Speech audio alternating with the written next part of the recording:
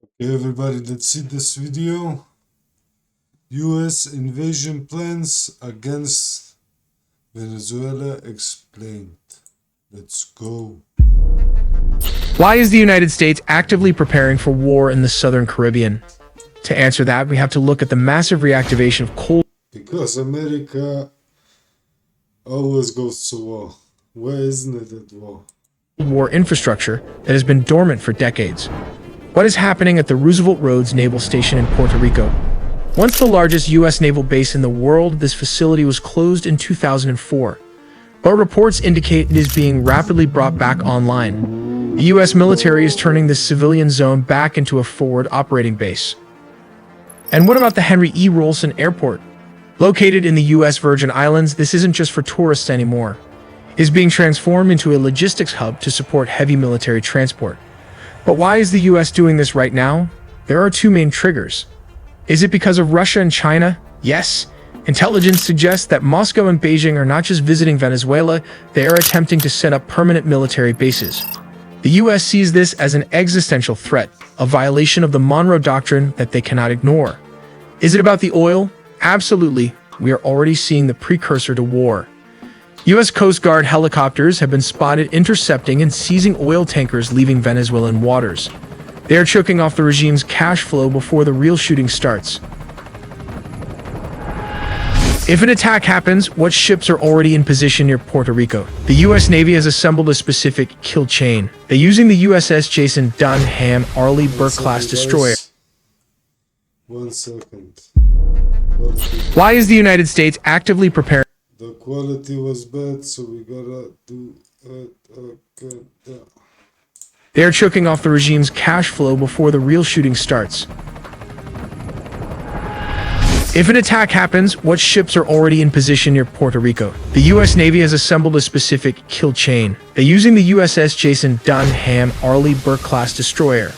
Its role isn't just guided missile destroyer, it is also an electronic warfare machine. The Jason Dunham is there to jam Venezuelan communications and blind their coastal radars. They are the first line of attack to confuse the enemy. And why is the U.S. Stockdale there? The Stockdale is the shield. Equipped with advanced Aegis missile defense systems, its job is to shoot down any anti-ship missiles Venezuela fires back at the fleet. But how do we know this is an invasion and not just a blockade? Because of the USS Iwo Jima. It is a massive amphibious assault ship. You don't bring this ship unless you plan to put boots on the ground. It is designed to launch waves of Marines onto a hostile beach. But the U.S. isn't just attacking from the north. They are using the island nation of Trinidad and Tobago to close the back door. But how are they using Trinidad? The U.S. Navy is using these waters to blockade the Gulf of Paria. Here is USS Gravely, it is Hunter. The Gravely acts as a sentinel, ensuring no Venezuelan submarines or fast boats can escape into the Atlantic to threaten shipping lanes. And what is the U.S. Lake Erie doing? This Ticonderoga-class cruiser is the boss. It serves as the air defense commander for the entire operation, coordinating the movements of every ship and plane from its high-tech command center. But ships are slow, so how will the U.S. deliver the first strike? This is where the air power comes in. The B-52 Stratofortresses won't even land in the Caribbean. They will fly straight from the continental United States. It's funny. America depends on all the surrounding countries just being okay with everything they're doing. So if all these countries surrounding America was like, fuck you, man, you can do whatever you want to do, they would be surrounding. They couldn't even move. States deliver their massive payload of cruise missiles and return home without ever touching the ground. What about the B-1 Lancer? These supersonic bombers will be used for fast attacks. They can swoop in at low altitude and high speed to destroy hardened targets before the enemy knows they are there. But where will the bulk of the Air Force fly from? This is why Roosevelt Roads in Ciba, Puerto Rico is so critical. It puts tactical aircraft just minutes away from the target. The MQ-9 Reapers will loiter over Venezuela for hours, tracking mobile missile launchers and taking them out with Hellfire missiles the moment they move. While the F-35s will be the door kickers. Their job is to penetrate Venezuelan airspace undetected and destroy the S-300 air defense batteries so the other planes can fly safely. Here are VU-22 Osprey's speed and versatility. These tilt-rotor aircraft will launch from the USS Iwo Jima and Puerto Rico to insert special forces teams deep behind enemy lines. But all that firepower will need fuel, so the KC-130s, these tankers will orbit near the combat zone, allowing the F-35s and other jets to stay in the fight for hours without returning to base. And finally, why the C-17 cargo transports for logistics? You can't fight a war without supplies. The C-17s will be flying non-stop into Roosevelt Roads and Henry E. Rohlsen Airport, bringing in the tanks, the ammo, and the troops needed to sustain the attack. So, is the attack inevitable? When you see the bombers on standby, the amphibious ships in position, and the forward bases being reactivated, it looks like the decision has already been made. We will take a look at different scenarios and strategies from both sides.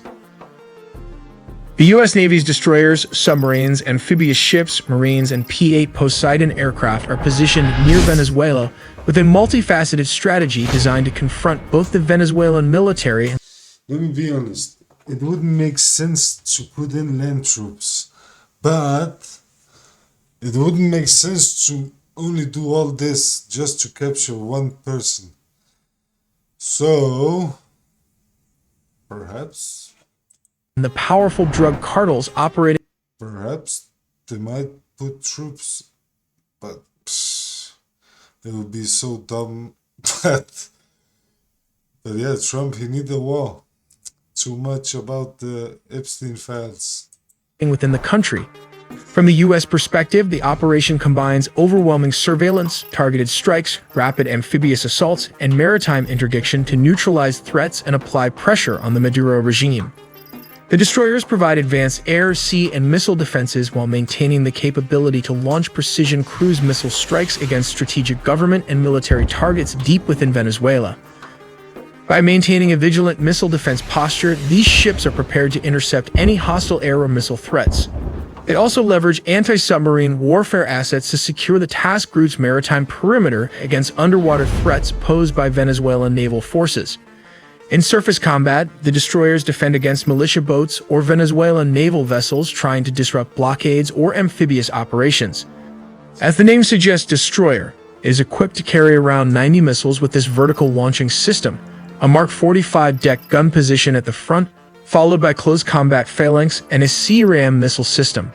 But that's not all. It also houses Harpoon anti-ship missiles and torpedo tubes for threats underneath. And if that's not enough, there's a submarine hunter-killer Seahawk equipped with sonar and torpedoes featured in the upcoming video. These warships are designed for destruction and defense, but they are not suitable for invasion. But how do you launch a land invasion from the seas? The answer is these amphibious assault ships are specialized warships designed to deploy and support ground forces during military operations, particularly in hostile or contested environments. They resemble small aircraft carriers but are primarily focused on launching and supporting helicopters, vertical or short takeoff and landing VTOL aircraft like the MV-22 Osprey and F-35B Lightning, and amphibious landing craft. The amphibious ships carry thousands of Marines trained for quick expeditionary raids and large-scale amphibious assaults. These Marines would execute precision strikes on cartel strongholds, government command centers, or key coastal infrastructure. Their urban combat training equips them to seize airports, communication hubs, and other critical points, potentially working in concert with opposition forces inside Venezuela. Here comes the nuclear-powered attack submarine operates covertly and silently along Venezuela's maritime approaches. It collects vital intelligence by intercepting communications and monitoring naval activity. It can deliver surprise, long-range missile strikes to disrupt regime command and control, jam air defenses, or destroy military facilities. Its presence also deters any third-party naval reinforcements from countries like Russia or Iran, complicating any attempt to bolster the Maduro regime. The P-8 Poseidon aircraft extend the task force's eyes and ears over a vast area.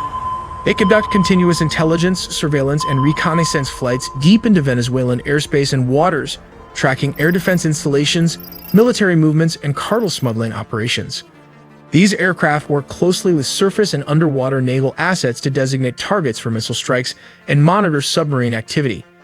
They are also capable of electronic warfare operations to disrupt Venezuelan communications and command networks, limiting the regime's operational responsiveness. But why is a single submarine a huge threat to an entire navy? The answer is these torpedoes. So let's take a look at how it works. Pressurized air propels the torpedo toward its target. Step number 2. A piston engine with propellers maximizes the torpedo's speed. Step number 3. It trails a wire plugged into the weapons systems aboard the sub using data to navigate. Step number 4. The torpedo accelerates to 32 knots over 35 miles an hour with a range of 8 miles or 12 kilometers. Step number 5. As it nears its target, the wire is cut and its sonar takes over navigation. Step number 6. If a torpedo misses its target, it can circle back and starts hunting the target with its sonar. This one torpedo has the explosive power of 1,200 pounds of TNT, and I guess you do not want to be at the receiving end of this weapon. But reports suggest that new breed of barracuda torpedo or supercavitating are going to be the latest upgrades. But how would Venezuela's counter the U.S. command of the seas? Well, the military and cartels prepare to defend the regime and preserve their control through a mix of conventional and asymmetric tactics. The Venezuelan military, although smaller and technologically less advanced, relies on knowledge of local geography, layered air defense sites, and large-scale militia mobilization, reportedly numbering over 4.5 million, to counter amphibious assaults and defend key infrastructure. The military employs coastal and naval patrols to challenge U.S. naval operations and uses missile systems to threaten incoming aircraft and ships. The Venezuelan cartels, deeply intertwined with some military elements, use their familiarity with the terrain, fast boats, and smuggling networks to complicate maritime interdiction. Their tactics include evading surveillance through irregular routes, blending with civilian traffic, and leveraging the dense jungle terrain for cover against raids. Thus, the likely conflict scenario involves layered U.S. efforts to monitor and interdict cartel trafficking by leveraging aerial surveillance and naval interdiction, combined with submarine strikes and missile attacks against regime military infrastructure to degrade their response capability. While U.S. amphibious forces would act decisively to seize strategic points, suppress resistance, and isolate Maduro's loyalist elements.